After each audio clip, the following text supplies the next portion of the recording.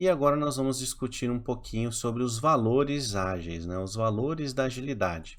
Quando eu falo de agilidade, nós temos lá no Manifesto Ágil, lá de 2001, nós temos os 4 principais valores. Vamos também lembrar que quando fala de Manifesto Ágil, nós estamos revertendo a um pensamento da época, nos anos 2000, de programadores. Então, todos aqueles pensadores que estavam reunidos ali, eles eram do mundo da programação, eram do mundo da TI. Então, vamos sempre fazer algumas ressalvas a essas visões. Então, vamos pensar. O primeiro item, o primeiro valor ágil, indivíduos e interações, mais que, perceba, mais que processos e ferramentas. Então, lá atrás, eles já estavam alertando a gente sobre a gente ter iterações, né, entre as pessoas. E aí, hoje eu reflito mais e provoco vocês a pensar em indivíduos e interações muito mais a forma como as pessoas são tratadas dentro da sua companhia, dentro da sua empresa. E isso não é só quando a gente fala sobre funcionário, né? Isso a gente pode expandir a tudo, né? Aos terceiros, aos parceiros, aos fornecedores e aos nossos clientes. Então, como é essa interação entre as pessoas? Como é o tratamento que se dá a essas pessoas? E a gente pode até expandir isso para as questões de salário, plano de carreira, política de feedback, eh, benefícios. Como é que as pessoas são tratadas dentro da sua empresa? E aí a gente vai ver, né? A gente está muito preso a uma série de regras, a protocolos e tem que solicitar isso até tal data. Se não fizer dessa forma, eu não tenho como te ajudar. Ou as férias aqui, não, você não pode optar pelo dia que você quer férias. Como que é isso, né? Como é que as pessoas estão sendo tratadas dentro da sua empresa? Né? E aí, se a gente estiver maltratando os próprios funcionários ou nós mesmos, né, no nosso dia a dia, como a gente se trata, vai representar muito da forma como nós vamos tratar também os nossos clientes. Então é importante a gente ter isso em mente, né? Como as pessoas são tratadas dentro das nossas empresas. Isso já abre uma série de oportunidades de melhoria, uma série de coisas a fazerem diferentes.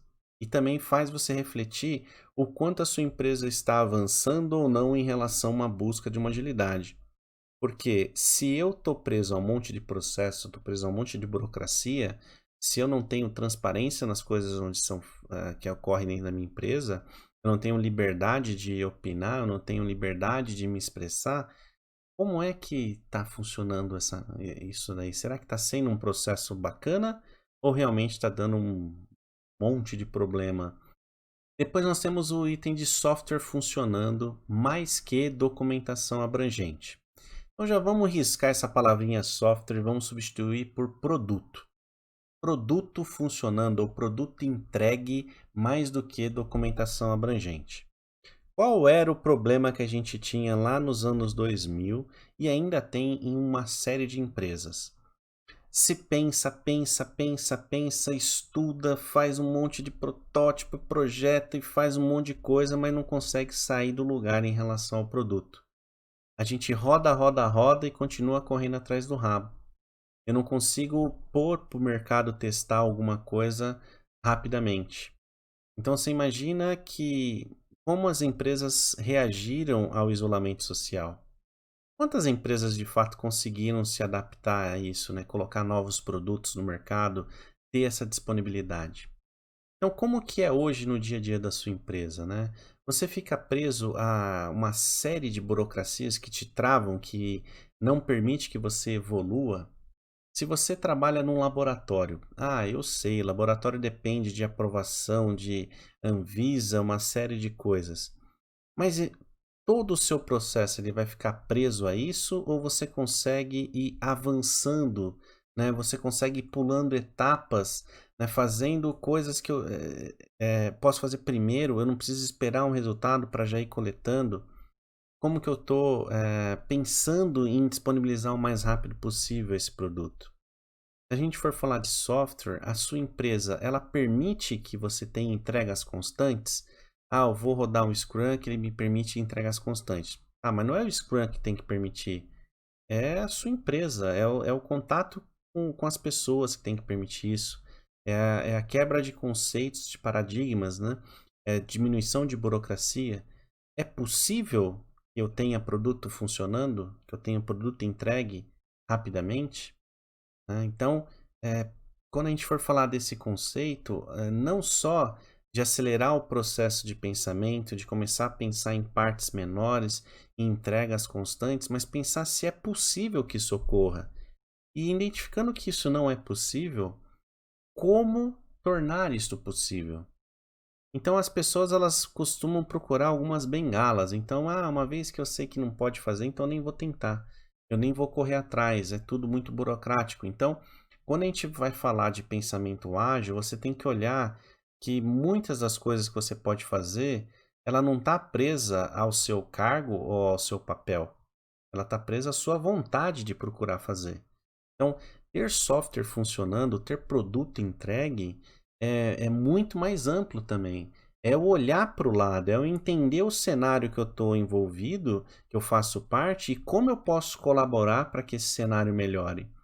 Não é só ficar reclamando, é pôr a mão na massa mesmo e partir para isso. Fazer estudo, experimentação, abrir o diálogo. Então nós temos que ser pessoas mais provocadoras nesse sentido. Quando a gente fala de colaboração com o cliente, eu estou aproximando o meu cliente das minhas decisões, ou as minhas decisões são baseadas na opinião dos meus clientes? Eu estou lançando produtos baseados na necessidade que eu imagino que o mercado tenha, ou eu estou indo entrevistando, né? Eu só estou analisando o que o meu concorrente está fazendo e eu estou copiando o que o meu concorrente está fazendo? Ou seja, se ele também estiver indo para o buraco, eu vou junto com ele, que eu estou copiando ele? Como que a gente reage a isso? Como que eu faço esse processo? Então, colaboração com o cliente mais que negociação de contratos. Então, perceba, negociação de contratos estava muito mais num viés lá em 2000, a quantidade de terceirização que se tinha no mercado brasileiro, né? Principalmente no mercado de TI. Então, esse mais que, por isso que eu já deixei ele bem menorzinho, porque a gente tem que entender que o valor está na primeira etapa. Então, colaboração com o cliente, né? Como que eu faço isso? Eu estou trazendo o cliente para participar do meu processo? Eu estou permitindo que ele teste? Eu estou colhendo a opinião dele, o feedback dele? Eu estou indo lá e avaliando isso? A minha empresa lá tem interesse em fazer isso? Porque tudo isso é custo. Tudo isso custa. Ouvir o cliente custa. Você tem que receber o cliente, você tem que telefonar para o cliente, você tem que agendar uma visita, você tem que promover tudo isso, você tem que pensar. Pessoas vão ter que parar estão fazendo para pensar em como extrair essas informações dos seus clientes. Se eu não sei fazer, aprender, capacitar meus times a fazerem isso. Então, isso é um custo. A minha empresa está preparada para isso? Ela tem esse interesse? E aí volta a repetir. Se ela não tem, como você está fazendo para promover isso? E o último é responder à mudança. Eu diria que o último é uma consequência de todo o resto. Se eu não trato bem minhas pessoas, se eu não permito que eu tenha produto entregue rapidamente e eu não estou com a colaboração do cliente, eu não vou reagir à mudança nunca. Então, se eu não tenho nenhum dos três anteriores, são todas as empresas que não conseguiram disponibilizar uma plataforma para os seus funcionários ficarem em casa trabalhando durante o isolamento. São empresas que fecharam as portas porque não conseguiram ver oportunidades de se adequar ao mercado. Tem restaurantes que fecharam as portas, outros restaurantes que nunca venderam tanto. Por que que isso ocorre para um, não ocorre para o outro? É a forma como eu encaro os desafios, é a forma como eu vejo o mercado, é a forma como eu me adapto. Agora é óbvio, se eu nunca tive uma postura de me adaptar, se eu nunca tive uma postura de colaborar com o meu cliente, de trazer ele para perto de mim e entender a necessidade dele, eu nunca vou conseguir reagir a essa mudança. Então, de fato, teve diversas empresas que não conseguiram se adaptar, porque isso não fazia parte do dia a dia delas. Elas não conseguiram ver possibilidade de reação. Isso é uma das coisas que a agilidade prega bastante.